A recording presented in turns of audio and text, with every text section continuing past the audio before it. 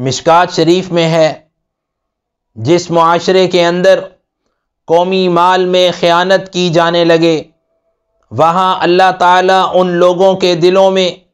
دشمن کا ڈر اور خوف ڈال دیتے ہیں، اور جس معاشرے میں ناپ تول میں کمی کی جانے لگے، اللہ تعالیٰ ان لوگوں کے لیے رزق کو تنگ کر دیتے ہیں، اور جس معاشرے میں زنا، بدکاری، فحاشی اور عریانی عام ہو جاتی ہے،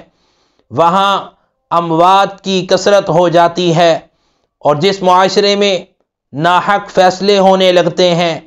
وہاں قتل و غارت اور خون ریزی پھوٹ پڑتی ہے، اور جس معاشرے میں بدعہدی اور وعدہ خلافی عام ہو جاتی ہے، اللہ تعالیٰ ان لوگوں پر دشمن کو مسلط کر دیتے ہیں۔ حدیث مبارکہ سے معلوم ہوا کہ احکام الہی کی نافرمانی اور گناہوں کی کثرت کی وجہ سے آسمان سے اللہ تعالیٰ مصیبتیں اور سزائیں نازل فرماتے ہیں۔